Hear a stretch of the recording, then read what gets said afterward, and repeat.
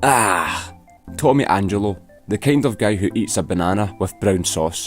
So we're all sitting about doing gangster stuff at the warehouse, and Polly tells the Don and the lads about a whisky distiller named William Gates, whose father owns a distillery in Kentucky and exclusively supplies Kentucky whisky to the Morello family.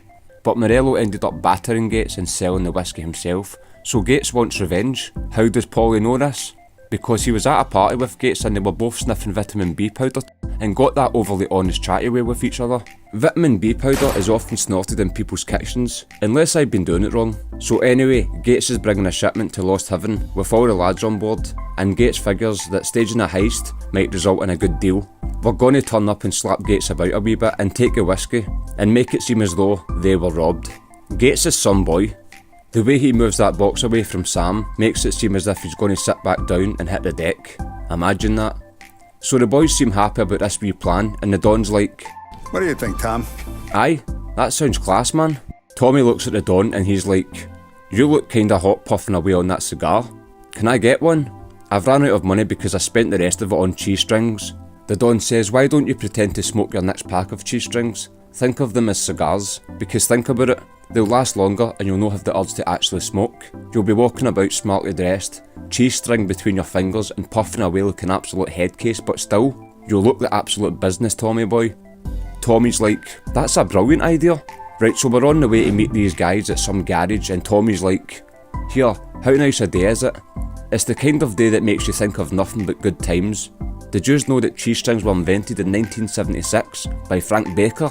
And the lads are like, "But it's 1933. I almost killed somebody because look, that idiot came out of nowhere and walks right in front of me." We come across some of the boys out working hard trying to make a living. "I take it you's got all the fun jobs, eh lads? It's a shame all this work they're doing for nothing but small change." I decide to rep what they're doing as a joke. "Sorry boys, yous missed a bit." So whilst I'm driving about politely thinking about how to make other people's lives a misery, I spot this wee shop called Closed. I've never heard of that place before, it must be new. I'll come back later because it looks shut just now. Whilst succulently driving towards the garage, Tommy spots an old friend, gets out the car. "Still doing the cabs, Tommy boy? I stopped at a good while back." "How's the wife?" "I'm in the Mafia now."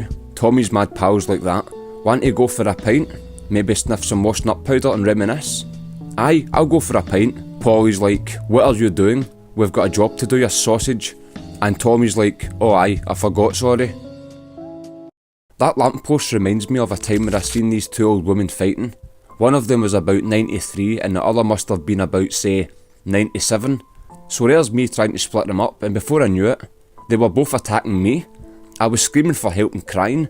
It was a rough day. It was horrible. Right, so anyway, this memory gets me upset, so I knock a guy down on a bike. They weren't paying attention! Nah, I done it because it's mandatory in games. You know it, I know it, Tommy knows it, the whole world of gamers know it, and the guy on the bike dreads it. I feel bad now. I wonder if he's alright.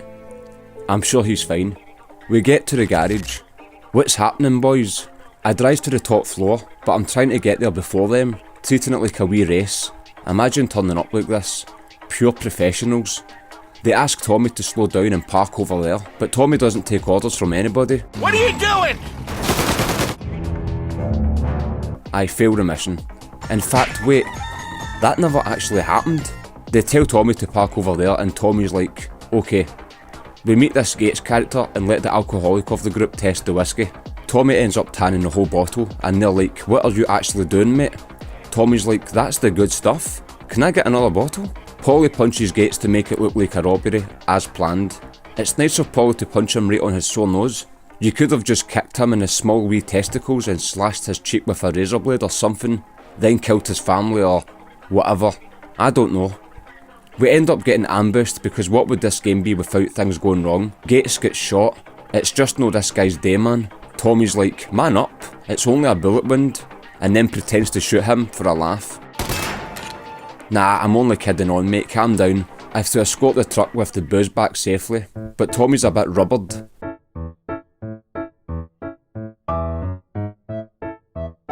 A car ends up blowing up.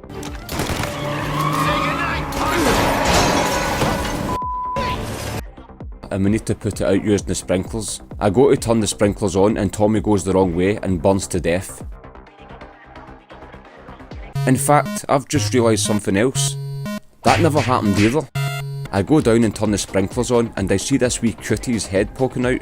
Like, hello. I'm like, hello. I decide to shoot his willy off.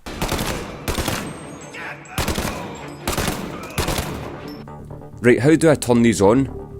Right, so where's the sprinklers? They're like, it's right there, Tommy man, come on. Where? There, man. I'm sorry, man, I honestly can't see that. I see it now.